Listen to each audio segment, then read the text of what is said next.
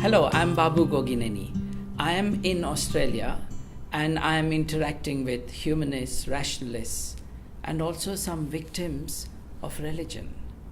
And I came here to talk to two friends who have been abused when they were children in a particular religious cult.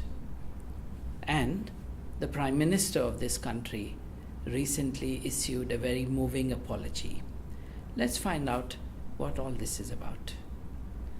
Lara and Stephen, thank you very much for accepting my invitation to join me on this show.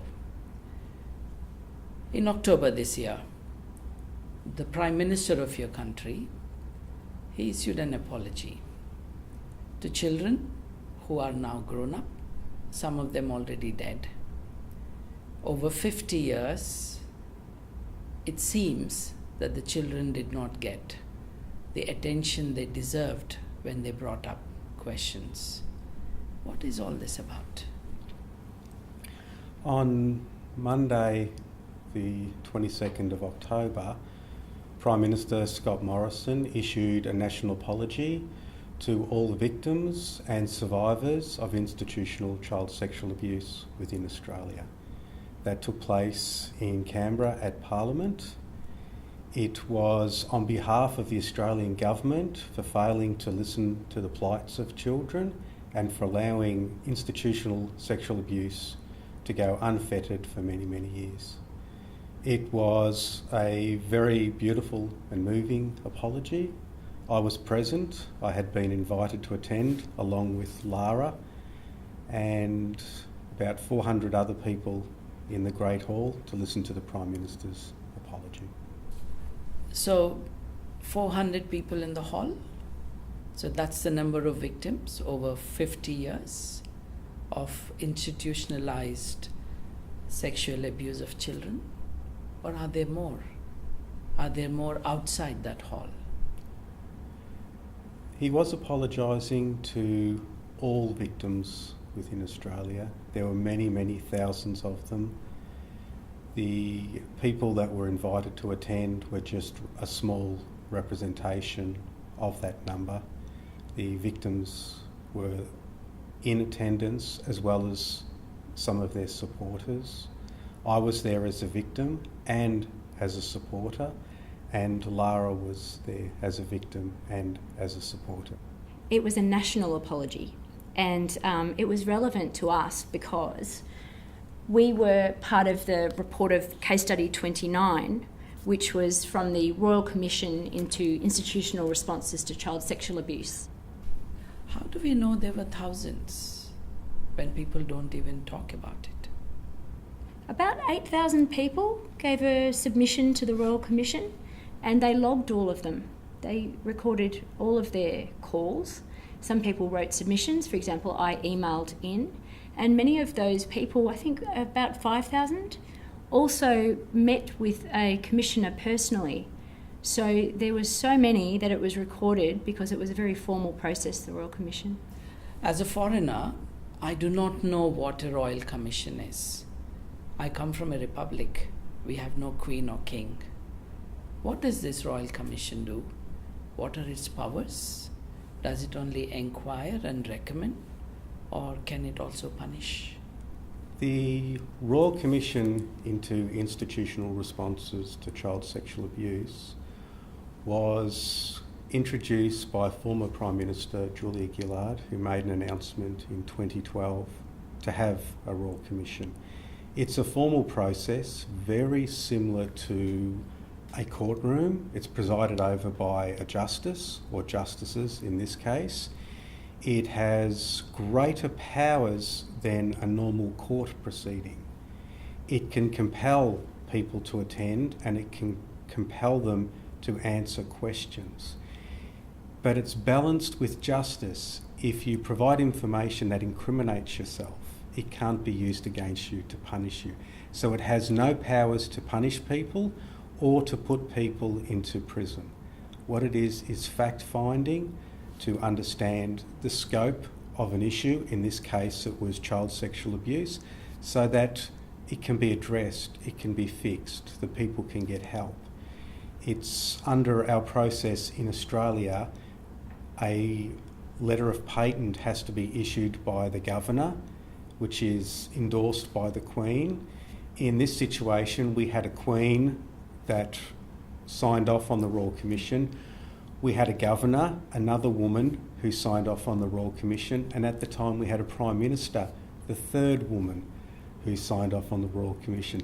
So for the first time in a Royal Commission situation in Australia, we had 3 women that took the lead to do that, and it may not have been possible if any of those roles were filled by men. What was the composition of the Royal Commission? How did it get constituted? Who is in it? It was very well balanced. There were 2 lead commissioners, Justice Peter McClellan and Justice Jennifer Coate. And both of them together sat on different case studies and presided along the way. They were supported by assistant commissioners, both male and female, and then they were assisted by counsel, it was called Counsel Assisting the Royal Commission, and they were experienced barristers, QCs or SCs, and they were made up of both men and women. And this created a very even balance right across the Royal Commission, because we're listening, or the Royal Commission was hearing evidence from both men and women, as well as in some cases children. So that balance was found and it was very successful. Data I have seen says that 16,953 individuals contacted the Royal Commission with complaints. 7,981 survivors of child sexual abuse spoke of their trauma and ordeals to the Royal Commission in 8,013 private sessions. This is mind-boggling, isn't it? The scale of the problem in a country with just 26 million people as population. This is shocking. The final report contains a section that deals with the breakdown on population, religions, male, female. In the Catholic Church, a lot of the abuse was to boys. In other institutions, it was to females. For example, within sporting institutions, it was females. Within the Jehovah's Witnesses, there was a high proportionate number of female victims. In other organisations, it was almost split 50-50. Off the top of my head, I don't know the exact statistics for that, but it varied from organisation and institution. Did this inquiry really look only at religion? Because if you have 8,000 victims roughly, 4,400 from the Catholic Church, 1,800 from the Jehovah's Witnesses, that's more than half the complaints. Was it only religion or other institutions as well? It looked at all institutions, both in sporting areas, also in religions, within accommodation, for example, orphanages, children's home. They looked within the Aboriginal communities, how child abuse was dealt with or handled within those communities. And they also looked within custodial arrangements like prisons, and in some instances almost what could be considered a workplace where children are working or volunteering within an organisation, whether that be the Scouts, whether that be an emergency services organisation. They were able to look into those organisations based on the amount of people that was willing to talk about that. Lara, when we look at these numbers, is it only religion that abused all these little children in the name of God? There was reports that came out, and they were different per religion. For example, one of the reasons why they felt Jehovah's Witness children were affected was because there was no role for women in leadership positions. However, the people want to be heard. The people who are victims and their supporters want to be heard by governments and believed. And that was the relevance of the national apology, because for the first time, we were acknowledged and believed, and we felt heard. So that's why it was so important to us. Both of you have had a background in the Jehovah's Witnesses church. You say you've left it. Where are you now? Have you gone to another religion, or have you gone away from all religions? I was a born atheist. I really never believed, but we were forced to believe, and so I couldn't tell anyone my true feelings. So I escaped and left the religion as soon as I possibly could, which was nearly at the end of my studies. I became a scientist, and I was about 19. So I left when I was able to support myself and when I had an education. And I never really required a belief. It was not important to me to know why I was here or what someone else thought I needed to achieve, even a supernatural thing. It never bothered me. So I've never really been a part of any club except for hiking, cycling, climbing, but a religious or otherwise organisation, I've never been part of one since. Lara, that leads me to an important question. You were born an atheist. You did not believe in the religion. You did not cooperate in their faith. And yet you ended up being a victim. How did that happen? That's a good question, because I've got a strong mind, but even as a child, you're very impressionable. And so in a lot of their religious publications, they have graphic pictures of devils, of a scarlet woman, of Armageddon. And so as a child, I felt really scared by that imagery. And also the language. The language was the world was going to end, there was going to be blood, there would be birds eating people that had died after Armageddon. This type of language was very aggressive towards a child. I had to visualise that. And so even though I didn't believe it, there's still a part of you that wants to believe, and there's a part of you that has to believe what your parents are telling you, because you can't imagine your parents would believe in anything that wasn't true. So, you know, there was a big part of me that was indoctrinated. And 3 times a week, we would go twice during the week, once on the weekend, and then we would knock on doors, go door to door, perhaps twice a weekend for 2 to 4 hours. And so this type of mentality was replaying in my mind, and it resulted in night terrors, and it resulted in nightmares, which I'm embarrassed to say sometimes I still get. So it was the indoctrination and this constant repetition. They call it repetition for emphasis, and it worked. Were you able to get any help to talk about it? Friends, elders in the family? I didn't tell them. I didn't think that they would recognise it, that they would understand, but perhaps more I was fearful that they would be perhaps concerned that I didn't believe. Because if I revealed to them this much, it might then be a concern for them that I wasn't following the script. So I didn't tell anyone. Was that your experience too, Steve? At what age did you become a victim? I was born into the religion of Jehovah's Witnesses. My father was a minister. On the other side, my mother was never involved with the religion. So I had both sides. Mum would encourage Christmas and birthdays. Dad would tell me that they were from Satan the devil. My parents were married before my father converted to being a Jehovah's Witness.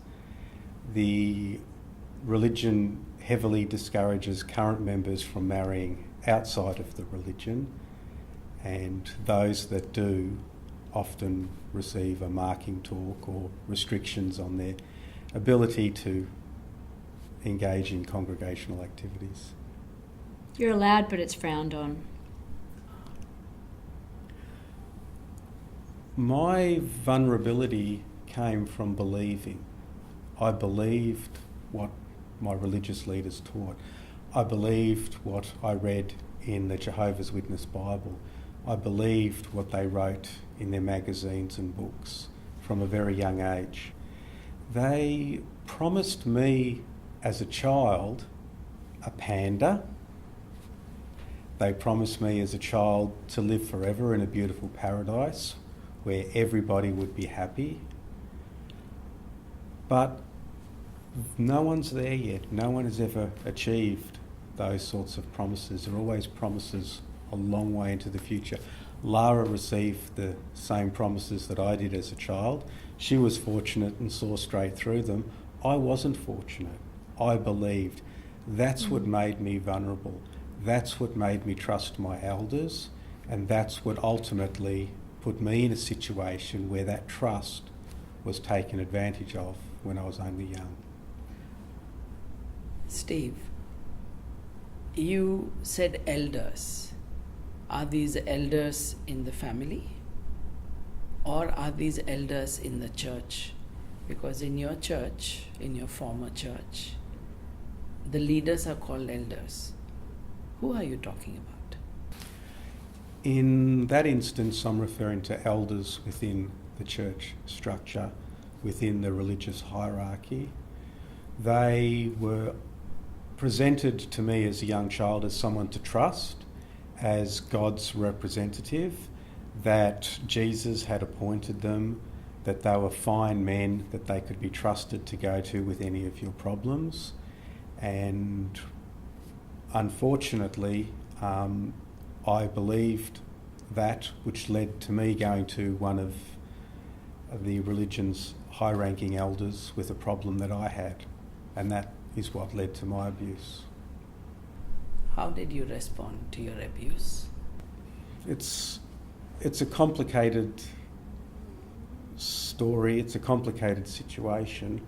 I've responded differently over the years. You know, there is the Me Too movement around the world now, where people who have been abused have found the courage, maybe after 20 years, 30 years after the incident, to speak about it, to gain closure, or to speak about it, to warn and protect other vulnerable persons. If you feel that that is the effect your recounting it will have, then please do. Very good points, helping other people to bring closure. That's what I've been doing for many years now, because I never got closure on my situation. I was 12 when I had decided to approach one of the church's elders to report to him a problem that I had, that I wanted some help on. I tried to talk to my father about it, but I called it a whipping because he used to use a stick. So I decided to trust the instructions from the religion and approach an elder. I was 12 at the time, that put it in 1980, and at that time I was a child, and we were building the Jehovah's Witness Assembly Hall in Melton, Victoria. I was one of the children that was working there. Lara was one of the children that was working there. I was 12, that made Lara 8. That's when I first met Lara. So that's how long we've known each other. That was the best thing that happened that day. Yes. I'm 50, and that makes Lara 46, so that's a long time. I wanted to talk to one of the elders that was there because they were not my elders. I chose the highest ranking elder I could. I was able to choose the person to talk to with my problem because he was easy to spot. He had a suit, a tie, he didn't have work clothes on, he wasn't working, and I knew who the person was. So I went up and spoke to him and told him what my problem was. And I had prayed to Jehovah to give me the strength to do that. So I went and spoke to him, and I told him that someone had been touching me, doing rude things to me. And he asked me if I told anyone, and I said I tried to tell my father, but I got a smack. And he asked if I told my mother, and I said my mum's not a Jehovah's Witness. And he said, well, that's a good reason not to tell her. Then he put his arm on my shoulder and walked me into the assembly hall. He asked me what the person had done to me, and then he started to reenact those very things on me. He started to sexually abuse me, and then he raped me. And there was a noise and a disturbance that stopped, and I managed to get away. And outside the assembly hall, there was my new friend who was wondering where I was, and she was there. And the elder came out and saw us both there, and I was embarrassed about what he'd done. I was trying to control myself there. And all I could think of was what had happened. And then he asked who the girl was there, and I wouldn't tell him Lara's name. And he walked closer, and I wouldn't let him go anywhere near her. And then I thought, if I told him that I'm going to tell my mum, then he would go away. So I said to him, I'm going to tell my mum. And Lara said the same thing, that she was going to tell my mum.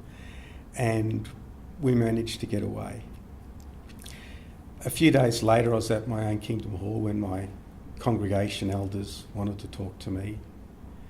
And I went to the discussion after their church meeting, and they wanted...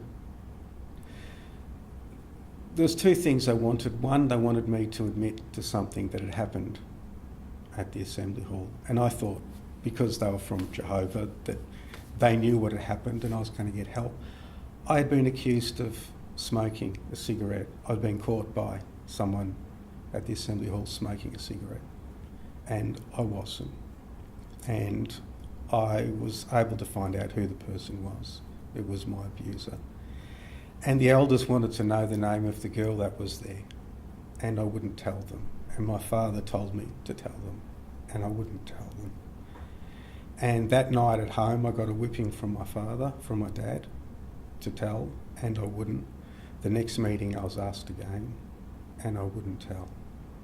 And I never told. And I used to get whipped and beaten until that stopped after a while. I never got any help for my abuse. In 2008, many years later, I got to have a one-on-one meeting with my abuser. At that stage, he was the highest ranking leader of the religion in Australia. I was at a convention of Jehovah's Witnesses in Melbourne. It was just him and me in the room, just the two of us. I had some friends that stood outside the room, and I told him who I was, what I'd done, or what he had done, what I'd done about writing to him about the problems. And all he said to me was, I've read your letters. I wrote my first letter when I was 18, just after I was baptised, because I had to do that. One of my church elders told me I need to write to him. I didn't have to go through my dad because I was an adult now. I never kept records of those things because I trusted them. I told the elder what I thought of him, and he asked me if I was going to be back tomorrow, and I said yes. And tomorrow I went to the convention, and my implied invitation to attend any gatherings of Jehovah's Witnesses in Australia was revoked. I wasn't excommunicated, I wasn't thrown out. It was the corporation that banned me from all of their meetings. And you were not allowed to go back again the next day? No, I wasn't even allowed to enter. That was me following what I was told by the religion to face my abuser one-on-one, and then him using that position to throw me out of the religion. As I hadn't committed any sins or done anything that I could be disfellowshipped or excommunicated for, he used the corporation to target me. And I've never been back since. So the legal entity is a corporation? Yes. My situation is very different, so nothing happened to me at that time. However, I've got 4 people in my family who were sexually abused by Jehovah's Witnesses as children. My mother, my aunt, my sister, and myself. And just in the last month, we believe a cousin has also been affected, and we can assume that others have been too that we don't know about. So in this situation, my mother and aunt were abused by their father. He was a Jehovah's Witness. They were Jehovah's Witness children. They were brought up that way. And in my sister's situation, she was abused by a different man, not a family member, but a member of the Church of Jehovah's Witnesses, which they call it a kingdom hall or a congregation. And she was abused by a man there. She was 14 and he was 23. And he was new to the country, but nevertheless he was a Jehovah's Witness. He was baptised, as Stephen mentioned before. Baptism is when you go underwater and you make a commitment to God, and Stephen called God Jehovah before. That's why they're called Jehovah's Witnesses. They believe Jehovah is God's name. And then myself, if I take it a step back and talk about my sister, she was abused by a man, like I said, when she was 14 and he was 23, and he had a brother, and he was showing us pornography, and he was supplying us with alcohol, and I'm just a year and a half younger, so I was 13. We were wagging school, and so we became highly sexualised, and he set up for his brother to have sex with me. So I was a child, I was 13, and he was an adult. They were both adults and we were both children. So it's only been the last maybe 2 years that Stephen and I realised that we were really the centre of this problem here in Australia, and we both didn't know it about each other, that these things had happened until the last 2 years. And we find we've got many friends who have got the same problem where they know someone or it happened to them, and we are in these online support groups where every day someone is joining and saying, I know someone too. You mentioned me too, and this is religion too. It's also a hashtag, religion too. And that's us. We're part of that movement to talk about it. I have a question, Lara. If abuse happened at home, if 2 women were abused by their parent, how can we call it an institutionalized abuse? Crime it is. It could have been molestation, rape, any of the horrific things that come to our mind. But how is it institutionalized? It happened at home. That is a great question. And the Royal Commission into Institutional Responses to Child Sexual Abuse included that in their terms of reference when they said for our church and related matters was part of the terms of reference. And Stephen can tell you more about that. But the way it's institutional abuse, specifically with us, is that the church took control. And so it was the institutional response. So although in Stephen's case he was abused by, like he said, the leader in Australia, he managed it. The leadership managed what happened to him. As you heard, they kicked him out. They revoked his invitation to attend any further gatherings. And in my case, my father went to the elders and he told them about my sister's abuser. And they handled it. They didn't go to the police. In the Royal Commission case study 29, it actually talks about the fact that they didn't go to the police in any of the 1,800 instances of child abuse that was reported to them since 1950. And so in my father's case, he went to the elders and he went to the police. The elders didn't go to the police. And because I never told anyone and because they didn't take it to the police, it happened to my sister and then it happened to me. What would the police do? The police weren't very effective back then, I've got to say. I don't remember being interviewed by them. I don't remember them preventing any relationship between myself and the abuser or his brother. So unfortunately they weren't very effective. But I think if there had been many more of these that had been reported, there would have been a pattern and they would have gotten organised well before this year, 2018. For me, I mean, this is a quarter of a century ago. And as we knew, many of our friends didn't tell their family or their friends. For me, it was shame, embarrassment, humiliation, fear. What do? I'd already gone to a man of God with what had happened to me. And then I got raped.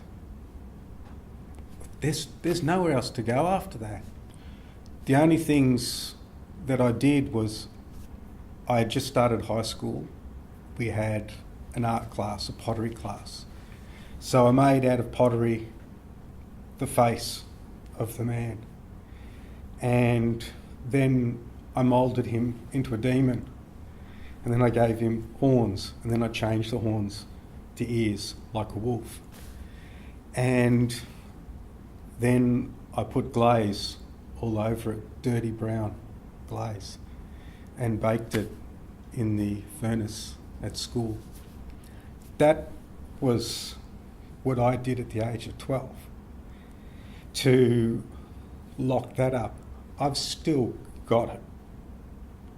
I still have that sculpture. And I locked that away. They had stopped asking me by that stage who the girl was, Lara. We were able to compare our versions of events. I never told her what happened until a while back. That my abuser, it appears he eventually found out who she was. I spoke to the Royal Commission about my abuse, but I didn't appear before them as one of the people who appeared before a commissioner to tell their story. I got involved with the Child Abuse Royal Commission in 2012. I contributed towards the terms of reference. Then the following year and the year after, 2013 and 2014, I continued to contribute with information. Then I spent quite a few months, almost 6 months, dealing with a commissioner to help them to interpret the terms of reference in the way I wanted it to be interpreted, to help Jehovah's Witness survivors. I said to them that a lot of abuse within the Jehovah's Witnesses is within the family, but the abuser is an ordained minister of religion. And while the Royal Commission was not looking into abuse within the family, I explained that we don't want you to look at the abuse within the family, we want you to look at the institution's response. The Jehovah's Witness Church, the corporate entity Watchtower Bible and Tract Society of Australia, they took control, they micromanaged it, they became owners of it. Mm. They said, this child abuse incident, we want to own it, we want to get involved. That makes them liable for it. And they're learning that at the moment in America with case after case of getting involved, compounding the problems. And the Child Abuse Royal Commission agreed in the end with my petition to them on that. I thought there was going to be a couple of hundred cases. I didn't expect there to be over 1,800 victims, with a blending between both family and within the religion. But that's 1,800 case files that the church managed and micromanaged. I was able to go through my own abuse in there, the letters that I wrote, the information that I'd sent to them. There's no records of it anymore within the religion that we're able to find.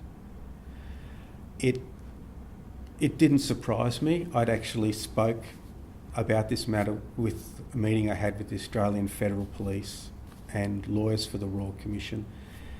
And my concern in that was that if the leader of the church is also the owner of the records, is he really going to keep a file on himself? If I was the leader of the religion, I'd destroy anything that was bad against me. There seemed to be a general consensus. Yeah, you don't keep incriminating stuff against yourself. And that was the situation. The Royal Commission were really good because they enabled me to find other people that this same man had abused. And I was in a situation where I had to decide whether to report it to the police after all of these years. I spoke about it with Lara. We spoke about it a few times when we were overseas on a trip over there recently. We spoke about it on the trip we did up to Canberra for the national apology. I brought some of the items that I had that related to my abuse with me up there to try and make the decision. I'd already contacted the police in Victoria about what to do if I want to do something. I got the apology from the Australian government. They actually used the words that we say sorry. It was the say sorry that the government put in their apology. I don't get it. Why should the Prime Minister apologise when the abuse happened in the church? Part of the reason why the government is saying sorry, in my belief, is that they could have been more effective. You asked earlier, what was the police response to my abuse, to my father contacting them when the elders did nothing? And I said to you that their response was largely ineffective, and therefore I was then affected. So I think they should have had better systems. They should have had better processes. They should have picked up these things. I mean, there were 1,800 child abuse victims in the Jehovah's Witnesses, none of which were reported to the police. But why didn't the police pick up some signs and signals? Why didn't the schools notice people were behaving strangely? For example, I was wagging school. I don't know if you call it wagging or truanting, but I was wagging about a month, and nobody picked up on why my behaviour had changed. My grades plummeted. I did really badly in my last couple of years at school. I wasn't behaving normally, and no one picked that up. No one sat with me and said, what's wrong? And these were, government institutions that I was visiting, hospitals, schools, other welfare or health centres. No doctor picked it up.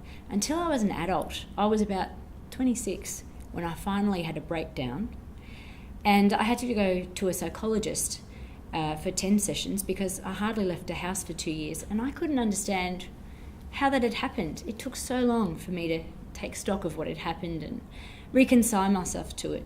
So we appreciate that the government said sorry, and I actually brought a copy of the national apology with me. So I just want to quickly show you what it looks like and read out one of the things. So just this sentence here, this is the National Apology to Victims and Survivors of Institutional Child Sexual Abuse.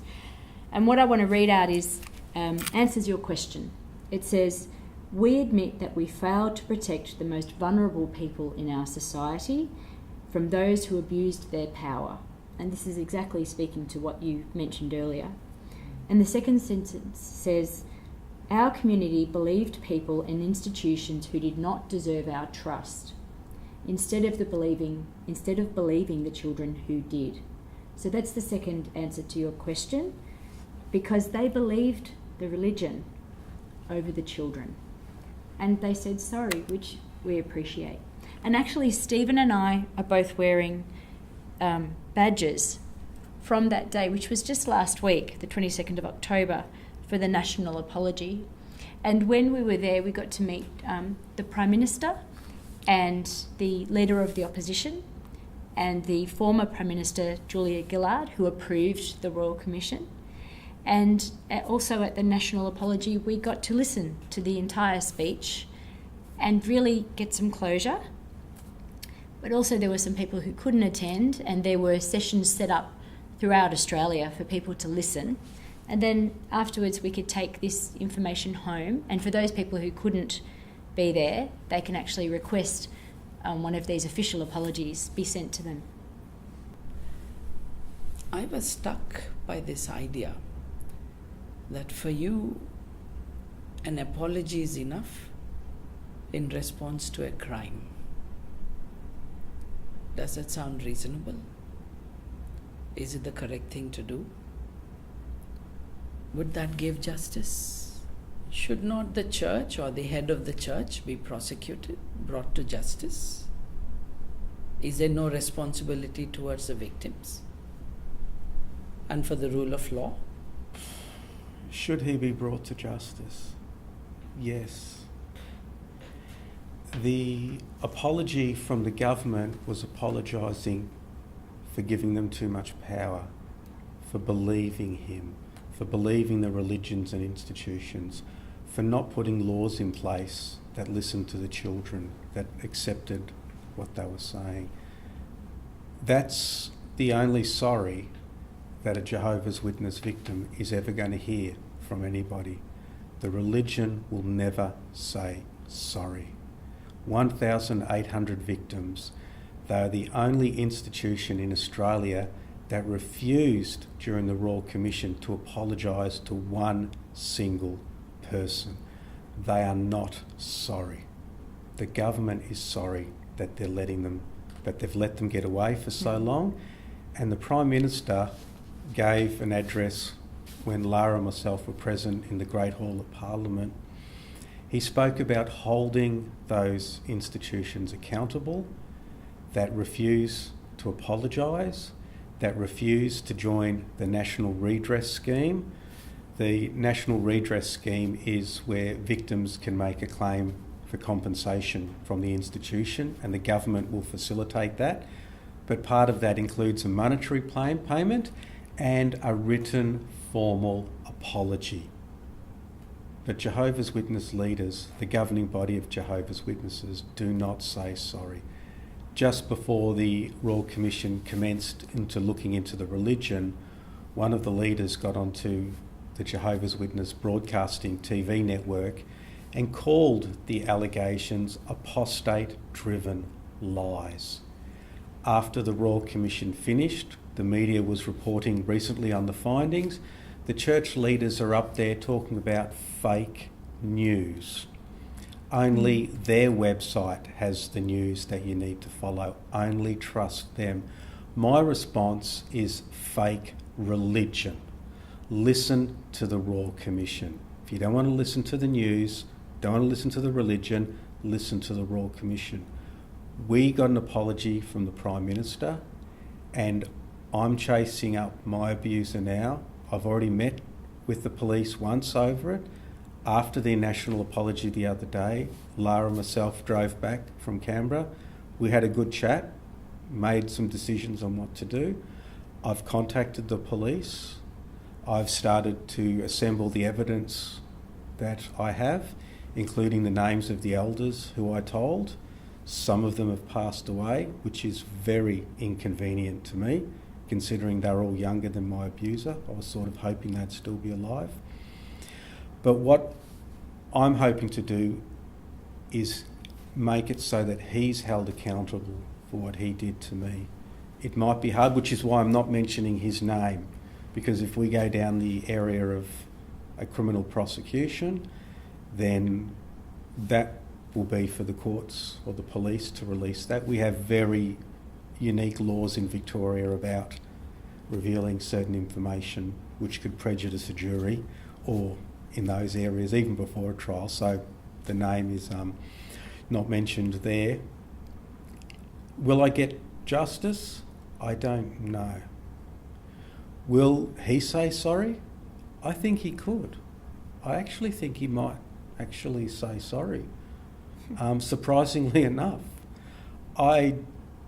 It's not based on a gut feeling. It's based on the fact that I know he's on his deathbed. I know I don't have much time. Even the police informed me I don't have much time.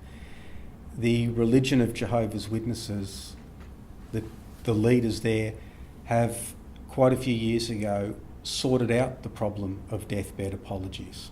They don't accept them. They won't act on them. They don't discipline the people who make those sorts of apologies. So if he does, he can get away with it still. Can I add to that?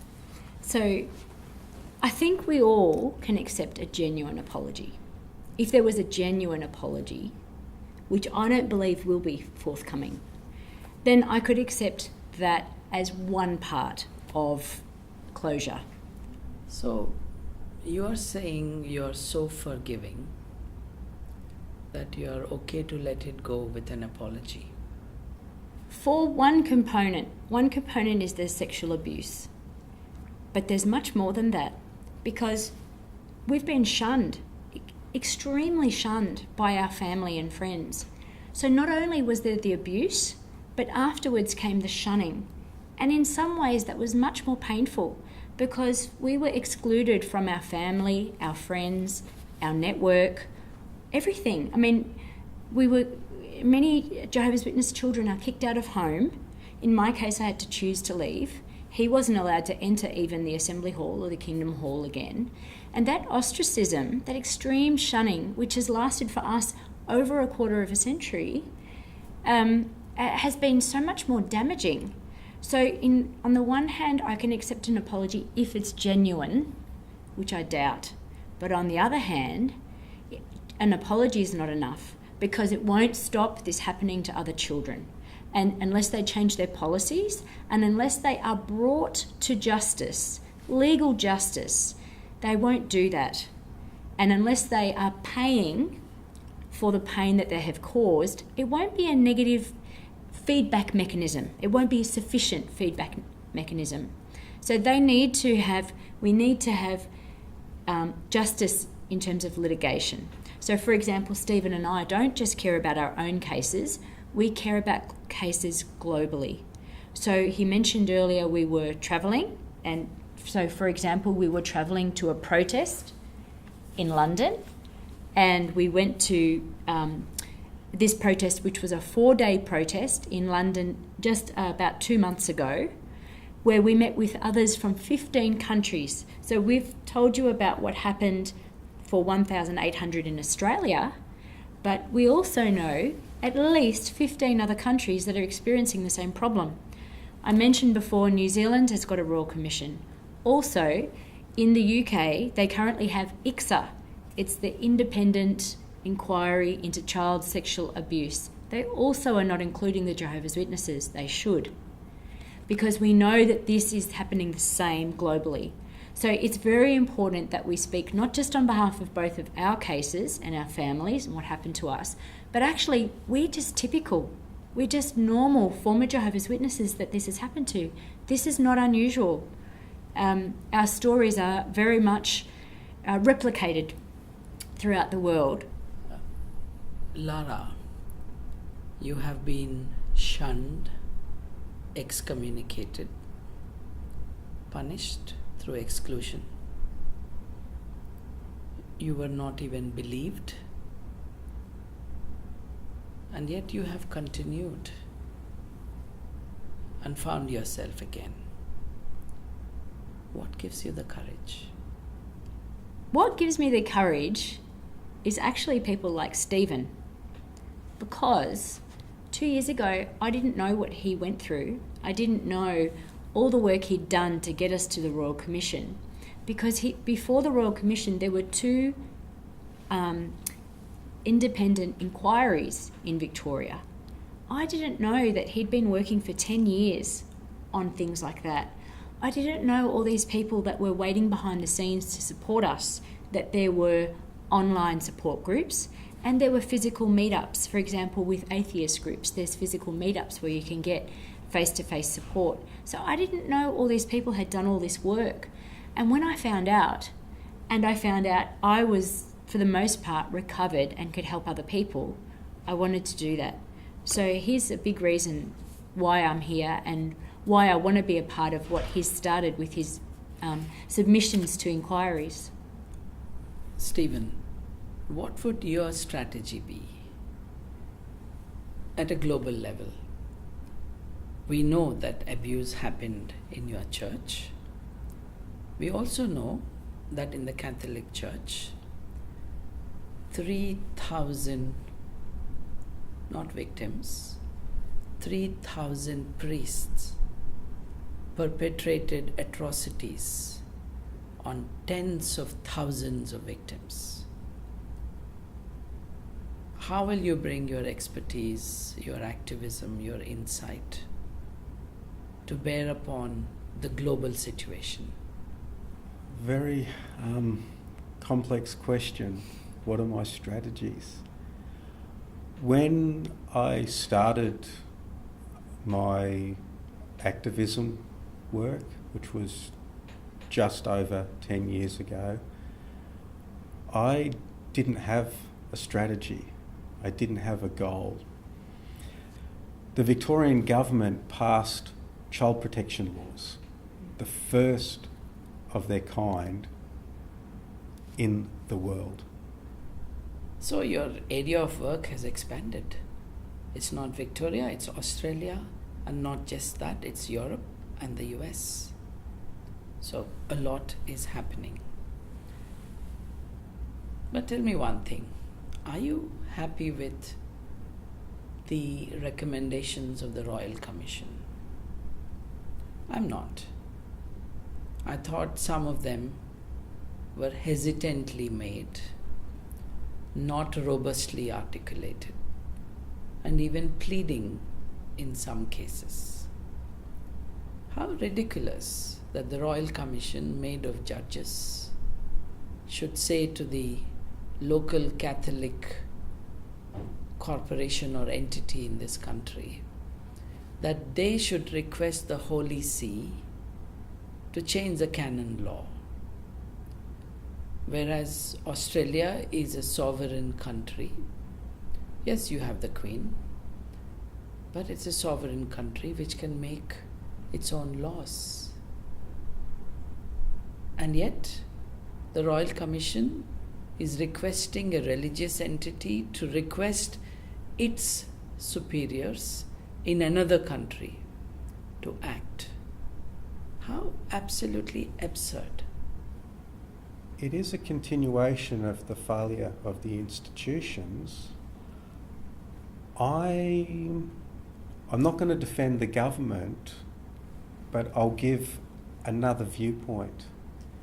If the government, like for example the state of Victoria where we are, if they ask the religions to follow the recommendations and the religions say no, then the government can say, we tried, now we're going to pass a law forcing you to do that.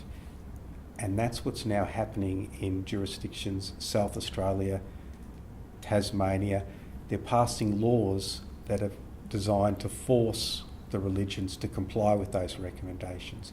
In Victoria, we've passed a number of laws that have circumvented what the religions were claiming, like the Catholic Church, for example. A child abuse victim by the name of John Ellis grew up, became a lawyer, and he sued the Catholic Church for his abuse. And that went all the way through our legal system.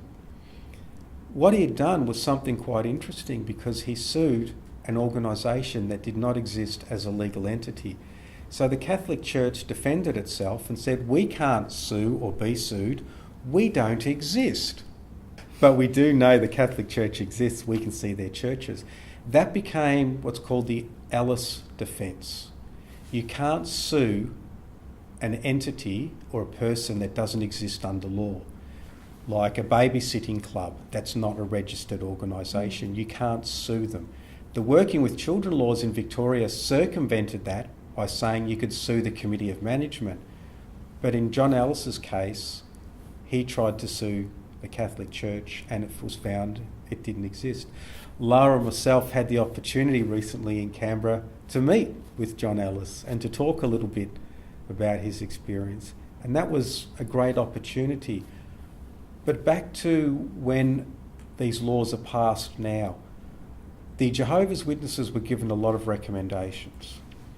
For example, Justice McClellan described the practice of shunning child abuse victims, like Lara and myself, as cruel. And it really is. It's cruel on the victim and it's cruel on the person who's forced to shun, because if they don't, they will be shunned themselves.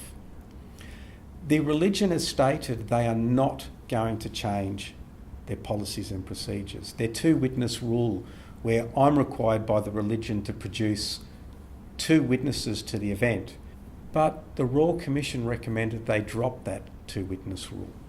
The Royal Commission recommended they get women involved within child abuse matters. The leaders of the church said, we can't, it's the Bible. But the Church of Jehovah's Witnesses is saying, we deal with sin, the courts deal with crime. My solution is, well, let the elders handle the sin and let the women get involved with reporting the crime. They don't cross, there's no overlapping. But that's not acceptable to the leaders because the crime ends up being reported. So in some cases, it's not about the 2 witnesses, it's about not reporting the crime. So with the Jehovah's Witnesses, they won't stop the shunning. So what do we do? How do we deal with that under law? Lara and myself recently had a meeting with the Australian Human Rights Commission and we discussed the aspects of shunning. Is it possible to legislate against shunning even though it's freedom of religion and that's protected under United Nations freedom rights? Well, those rights can be limited if it creates a health risk or emotional and psychological harm to people. For example, in Australia, they've banned female circumcision. Young Jehovah's Witness children who need a blood transfusion can get a court-ordered blood transfusion straight away to circumvent their religious teachings. We don't allow child brides, even though all of those practices can come under freedom of religion. But what we need to do is create an empirical study that shows the effects of shunning on people, how it emotionally hurts them, how it creates harm, how it's a danger to their health. And once we establish that, then the legislators can address it. And that's why when there's recommendations made to religion and religion turns their nose up at them, there are people behind the scenes, like ourselves, that are working around how can we make the state safer? How can we make it more better for children? So it's great in some instances they refuse the recommendations, but it would be good if they just voluntarily adopted them. It would make it easier. We wouldn't have to fight. Can I answer your question in another way? So your question being, how is it that the recommendations seem so weak? And in some ways, we're just so grateful that we had the Royal Commission. It changed our lives. And not only our lives, but the other people that watched it around the world changed their lives as well. So from that perspective, we'll take anything we can get. But yes, I absolutely believe that the religions have too much power. And I think that's part of the problem and why you might think that recommendations are weak. They've still got a lot of power. I mean, they're thousands of years ahead of us because they were in charge first. And so we have to show people that harm that you just described and actually do scientific studies so that people can see for themselves which is a better way to live. Because we know that people of different religions, there have been many wars as a result of the different origins. For example, you're usually whatever religion your family is. We're Jehovah's Witnesses because our families were Jehovah's Witnesses. We probably would have been Catholics if they were Catholic. And so this is inherited, but the power is also inherited. And so, we were lucky to have our Royal Commission. But in time, with these laws, and we're very lucky in Victoria as well, because specifically here, we really have a nanny state. And so cultivating those laws that work for us, where we can move the shift of power to be more balanced, is very important. But also is talking to the other countries. Like I said at the protest, there were 15 countries represented. Now they're looking at us and they say, well, can we have a Royal Commission? And then can we change our laws to also get that protection, that level of protection. So it's going to take some time, and I'm just as frustrated as you. But I'm very lucky we've lived through this to at least have had this opportunity. We didn't have it before the Royal Commission. And many children might be lucky that you have acted, because they now benefit from your activism, even though they come from the same vulnerable category that you once belonged to. While you were talking, you said somewhere you lost faith. You lost all faith? Faith in Jehovah? Have you found another God? What are the values that guide you today? It was 2011. In February 2011, I wrote a poem to try and heal myself. And when I read back on my poem that I'd wrote, just in one day, in one sitting, it ran to about 6 pages, it was lengthy. I don't read poetry, so writing a poem was really foreign to me. I did my best. I realised in there that I had stated that I had trusted in God and I'd followed God's guidelines, and then He wasn't there for me. And that made me sit back and think, why? Why?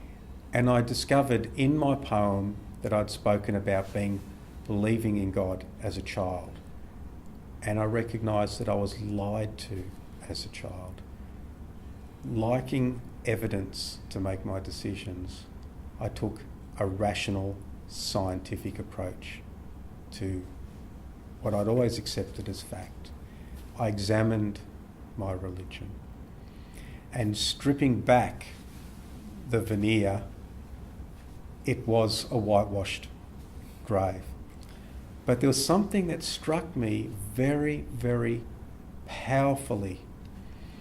And it was an incident that had occurred when I was in my teens, and I was looking through one of the Jehovah's Witness books or publications, and it showed a picture of Shiva, and it showed a picture of other Hindu gods.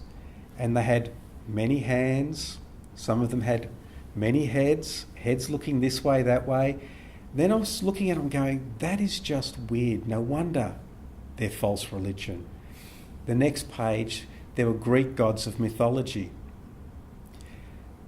There was animals with human bodies, or there were humans with animal heads, like in Egyptian mythology. And I looked at that and I went, that's just crazy.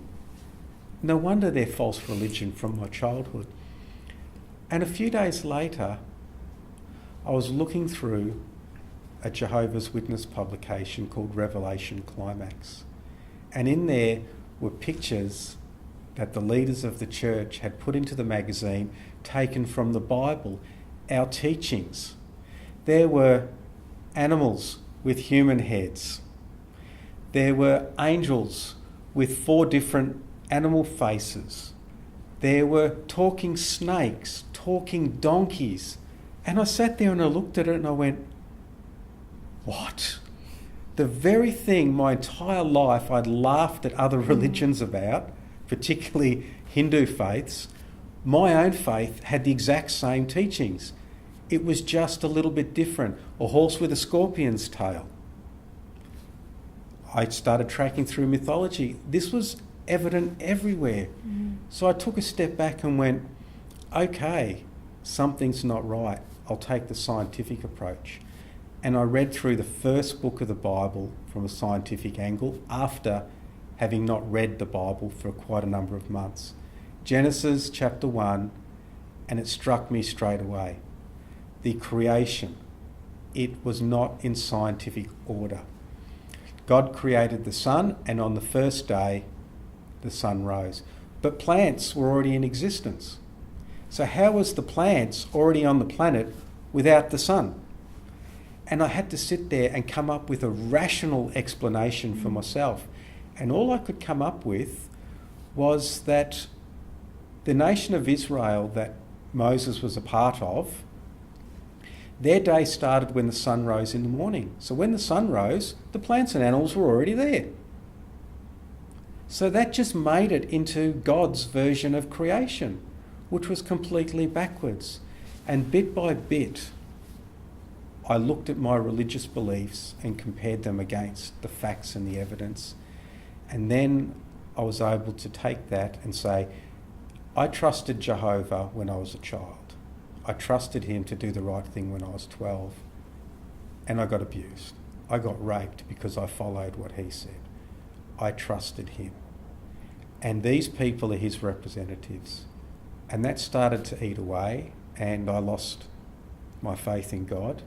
I didn't lose my morals and ethics, just my religious convictions.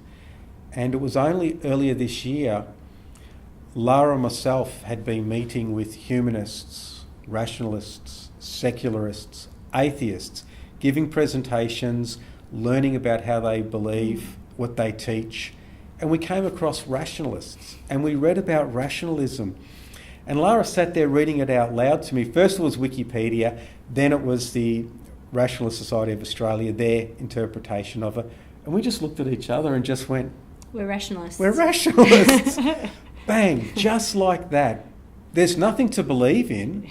There's no rituals or anything like that. It was just, that's actually what we have evolved in from being raised as Jehovah's Witnesses all through to that process. It was liberating, but it helped us give an answer to what we've become when we probably were there a long time ago. I'd left the religion when I was 27 and then came back 7 years later, try and get my brother out. So I was sort of swaying backwards and forwards, but had this overarching spirituality, but that was because I believed in Jehovah.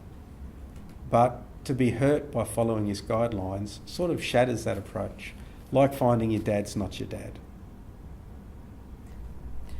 Stephen and Lara, I'm very grateful to you that you found the time, but more than that, you had the willingness to share deeply traumatic incidents and experiences of your life.